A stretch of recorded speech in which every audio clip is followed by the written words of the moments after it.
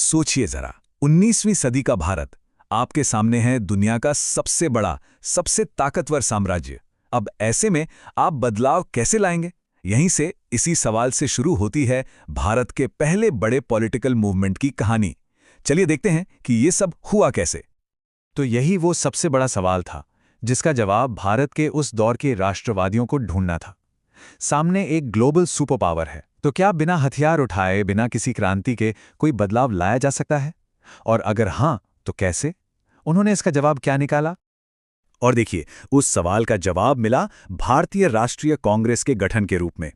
आज हम बात करेंगे इसके शुरुआती 20 सालों की, मतलब 1885 से 1905 तक के दौर की।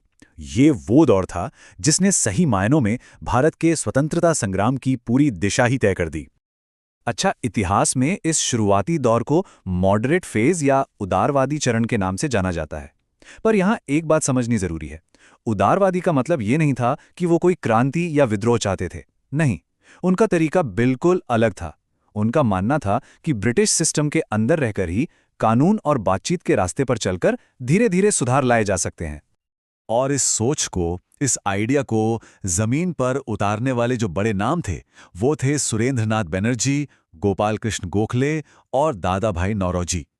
हम इन्हें इस पूरे आंदोलन का आर्किटेक्ट भी कह सकते हैं। वो लोग जिन्होंने इस शांतिपूर्ण रास्ते की नींव रखी। ये जो लाइन है ना, ब्रिटिश न्याय में आशावाद और विश्वास की भावना, ये उदारवादियों की पूरी फिलॉसफी का निचोड़ है। उन्हें सच में, मतलब वाकई ये यकीन था कि अगर अपनी बात सही तरीके से सही जगह पर रखी जाए तो ब्रिटिश सरकार को न्याय के लिए मनाया जा सकता है। सोचिए कितना जबरदस्त आशावाद था ये, जो ब्रिटिश जस्टिस सिस्टम पर उनके गहरे भरोसे से आया था।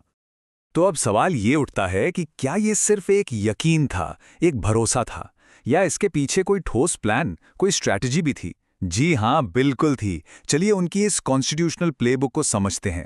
ये सिर्फ बातें नहीं थीं, बल्कि मनाने और दबाव बनाने की एक सोची समझी, पूरी तरह से प्लान्ड स्ट्रैटेजी थी।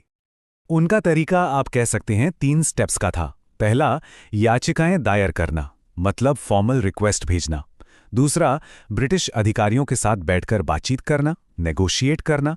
और तीसरा, अपनी बात पर अड़े रहने के लिए लगातार कम्युनिकेशन बनाए रखना। तो ये कोई रैंडम एक्शन नहीं था, ये एक वेल थॉट आउट प्लान था। ठीक है, प्लान तो समझ आ गया, लेकिन ये लोग अपनी याचिकाओं में, अपनी बातचीत में आखिर मांग क्या रहे थे? वो कौन से कॉन्क्रीट बदलाव थे जो वो देखना चाहते थे? देखिए, उनकी मांगें बहुत व्यापक थीं, जो भारत के हर पहलू का कवर करती थीं। पॉलिटिकल रिफॉर्म्स की बात करें तो वो लेजिस्लेटिव काउंसिल में ज़्यादा भारतीय रिप्रेजेंटेशन चाहते थे। सिविल राइट्स के मामले में वो बोलने की, प्रेस की और सभा करने की आज़ादी के लिए लड़ रहे थे। और इकोनॉमिक फ्रंट पर वो ऊंचे लैंड टैक्स और गलत ट्रेड पॉलिसीज जैसी चीज़ों को ठीक करना चाहते थे। तो इन सारी अलग अलग मांगों को अगर हम एक साथ देखें तो इनके पीछे एक ही बड़ा मकसद था। वो ये कि भारत को चलाने में, भारत के शासन में भारतीयों की आवाज़ और ज़्यादा सुनी जाए, उनकी भागीदारी बढ़े। मतलब वो अपने ही देश का भविष्य तय करने में एक बड़ा रोल चाहते थे।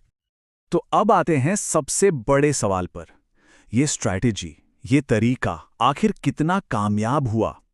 चलिए अब इस पूरे दौर की लेगेसी को थोड़ा एनालाइज करते हैं। क्या हासिल हुआ और कहां ये लोग चूक गए? और यहीं पर हमें उम्मीदों और हकीकत के बीच का एक बड़ा फासला दिखाई देता है। एक तरफ थे मॉडरेट्स, जिन्हें ब्रिटिश न्याय पर पूरा भरोसा था, जो शांतिपूर्ण बातचीत से बदलाव लाना चाहते थे। और दूसरी तरफ थी ब्रिटिश सरकार की सच्चाई, जो सिर्फ वादे करती रही लेकिन कोई भी मीनिंगफुल बदलाव लाने में नाकाम रही, बस टालमटोल और इनएक्शन। और ब्रिटिश सरकार की इसी टालमटोल का, इसी इनएक्शन का एक सीधा नतीजा निकला। सोचिए, जब 20 साल तक याचिकाएं देने के बाद भी जमीन पर कुछ नहीं बदला, तो जाहिर है आंदोलन का सब्र टूटने लगा। और यही वजह है कि 1905 के बाद भारतीय राजनीति में एक ज्यादा रेडिकल, ज्यादा मुखर सोच का उदय हुआ। तो क्या हम ये कहें कि ये पूरा दौर एक फेलियर था? नहीं, बिल्कुल नहीं। भले ही उन्हें तुरंत सफलता न मिली हो, लेकिन इसकी एक बहुत बड़ी और स्थायी विरासत है। इसी दौर ने भविष्य के स्वतंत्रता संग्राम की नींव रखी, संवैधानिक तरीकों को संघर्ष का एक जरूरी हिस्सा बनाया, और सबसे बड़ी बात, पहली बार पूरे भारत को एक पॉलिटिकल प्लेटफॉर्म पर एकजुट किया। और यही बात हमें इस पूरे विश्लेषण के आखिरी सवाल पर ले आती है। क्या ये जो धैर्य वाली स्ट्रैटेजी थी, ये एक जरूरी नींव थी, एक ऐसा पहला कदम जिसके बिना आगे का संघर्ष मुमकिन ही नहीं होता? या फिर ये एक ऐसा प्रयोग था जो आखिर में फेल हो गया? इतिहास में इस पर आज भी बहस होती है, और ये एक ऐसा सवाल है जो हमें सोचने पर मजबूर करता है।